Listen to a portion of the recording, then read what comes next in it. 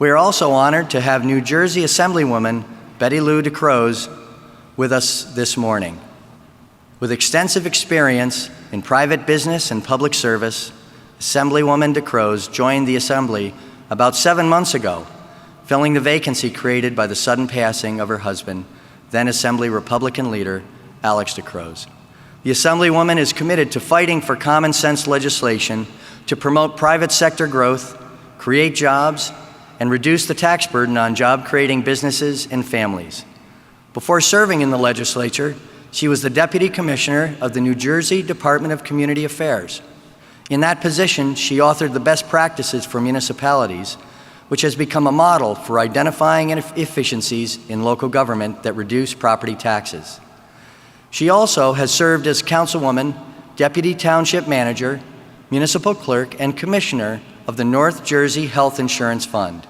It is my honor and pleasure to welcome Assemblywoman DeCroce to the ICC Annual Conference.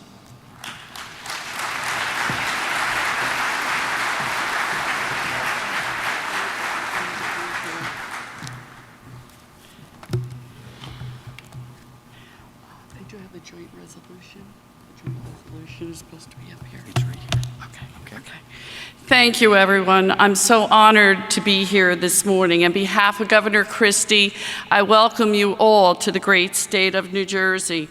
The ICC is a very important organization to all of us across the United States and internationally.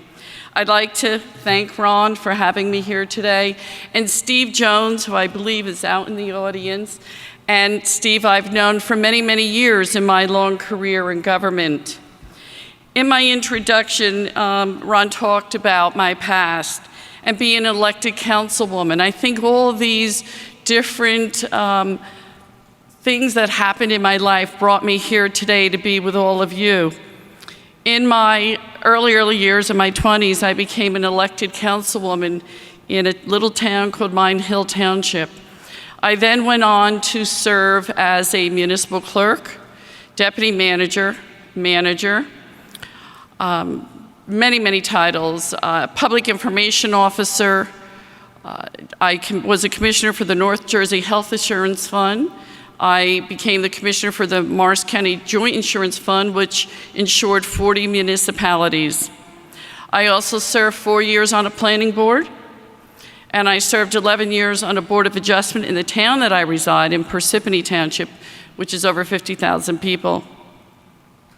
In 2010, Governor Christie, knowing my experience from local government, asked me to join him in Trenton to be the Deputy Commissioner for the Department of Community Affairs. There, it was a wonderful experience, but it was also appropriate for me to be there. Because you see, from where I came from, I understood what I needed to do to help the people within the municipalities, but most importantly, to work with all the professionals like yourselves. As a deputy commissioner, I oversaw the Division of Local Government Services, so I was the proud recipient of 565 budgets a year to make sure that they all balanced. But more importantly, I worked with codes and standards, and I know you will be hearing from the Director for Codes and Standards, Ed Smith, later during this afternoon, I believe. I believe he's going to arrive around 10:30. And I also worked and oversaw the Division of Fire. So if you kind of get the picture, you know that I understand. I understand the struggles and what you have to go through. And also, dealing with the public isn't an easy thing when you're trying to do your job. So in 2012, my husband, as you heard, was the Republican leader in the State House, and he died in the State House during the lame duck session. So a decision I had to make within 2 days was what I was going to do. And we have a family business, a real estate company, and a building company. How unique. I guess that's what even brings me here more so today as well. Because everything you do and all the regulations and codes that are developed are important to us. So my life has intertwined yours to understand what's important and what needs to happen to do right things for the betterment of all of our communities. And with that being said, when I was at the Department of Community Affairs, and I think you can all relate to this, I saw the problems with regulations. Yes, you all have to deal with the laws that somebody like I now develop. But what's good about what I have to do is, and I just said this to the business administrator of Atlantic City, who had to be guided by the best practices that I authored for Governor Christie the first 2 years, that I understand, and for all of you, seeing regulations that have gray areas was something that was very frustrating to me with my code enforcement people. We would sit in the conference room and try to figure out what we were supposed to do because we had to go to court, there was a gray area, and there were problems. So as a legislator, when I develop a new law, I know that you have to make sure you cross your T's and dot your I's. And I call in Steve Jones or construction code official. I know all the towns. I will call them and get their input. So there's a lot of work to do, not only here in New Jersey, but across the United States and elsewhere, that we have to work harder to develop and give you the tools that can help you do your job a lot better. As a legislator, I always say this whenever I'm interviewed, and they ask me how I feel about the position that I now hold. And this is what I say to them. I am a legislator that came from the inside out. Most legislators come from the outside in. And the unique thing about coming from the inside out, I get it. And I know what I need to do.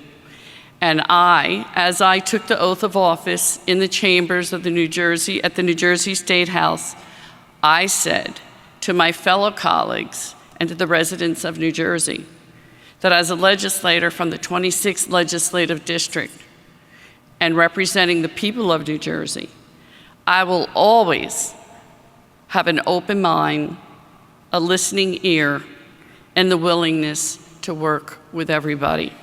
And I think that's key in all of this, and key to what I'm sure you're sitting there saying, she does get it. And we need a lot more elected officials to get it. So I can only, and I need to stress to you the importance that I know the role of the Code Council, that the Code Council plays in developing model codes and standards for all of us. The dedication of the code officials, the engineers, fire safety members, contractors, plumbers, and others who are involved with the design and building, and as you know, I build, so I get it. There are many times I get frustrated when the construction official, the plumbing inspector, the electrical inspector comes in and takes a look and says, you didn't pass inspection. I didn't pass inspection, not because it's his fault. I didn't pass inspection because of my subcontractor. But as you all know, you're the one that gets blamed. Not for me, because I understand, but I know that's what you're dealing with out there. So as a legislator, again, I stress how important it is that all the laws and regulations are accurate. And I know over the next 2 weeks, you will be working on the policies that you're going to be setting for all of us to be guided by. And I know that a lot of work, thought, consideration, and understanding will be there for all of you because you're going to have to work with what you develop yourselves. So as policymakers on the local, state, and national level, we need to become a lot more familiar with the issues addressed in the I-Code. Please don't misunderstand me. I don't want to be in a ton of meetings with all of you, even though I will, but I don't need to be, because I know that you're going to be doing that, and you take care of it, and you'll be doing what's right for the people so that they live safely in their homes or their businesses, and that everything is done according to the I-Code. We need to drive a short distance from here to see what happened from Hurricane Sandy. The Jersey Shore was devastated. And prior to Hurricane Sandy was Hurricane Irene. Hurricane Irene hit the northern part of the state. And then came Sandy, which was devastating to the shore and a double whack to the northern part of the state where I come from. There are many people still not in their homes here in the southern part of the state and still up in northern New Jersey. And I know that sooner than later, this will all come back to be what we all knew it was and will be in the future, a great state for our residents and the people. But certainly, it would not be able to move forward and to make the homes safer and the businesses safer if it wasn't for all of you and our construction code officials and inspectors doing their job and dedicating themselves to make sure that what is built now is according to the new codes and not the codes that so quickly took down these homes and businesses. So I am very honored to be here with you. I can assure you that in the state of New Jersey, and especially as a legislator myself, we will always work with all of our construction code officials. We'll be there to listen to you. And I encourage each and every one of you, and I know that Steve Jones, I cannot see out there to see where he is. There he is over there. I know Steve is in constant contact with my district office, and he knows that I will work with him. And please, if there is any ideas, suggestions, or something that you may have that is important to the state of New Jersey in legislation that needs to be taken a look at and developed, contact Steve, because I can guarantee you that Steve will be in my office to make sure that in New Jersey, we are in the forefront of all of this. So I will always be there to work with you. I thank you, and I'm honored to have been here to speak before you. And I do have two presentations, Ron. One is an official letter welcoming the ICC to the state of New Jersey and the city of Atlantic City from my office. And I also have a joint resolution of the New Jersey Assembly and Legislature, and the Senate and General Assembly, I should say, that I'd like to present to the ICC. And I know that Senator Sweeney will be here later in the week, I believe, to join all of you.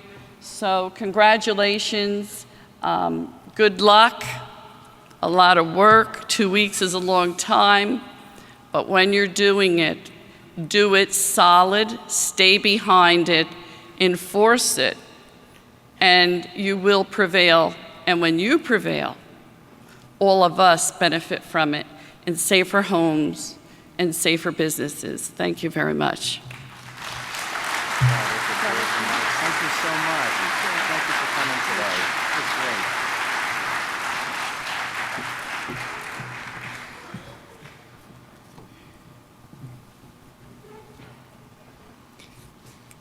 Thank you, Assemblywoman DeCroce, for sharing those thoughts with us and for your support of public safety in the built environment.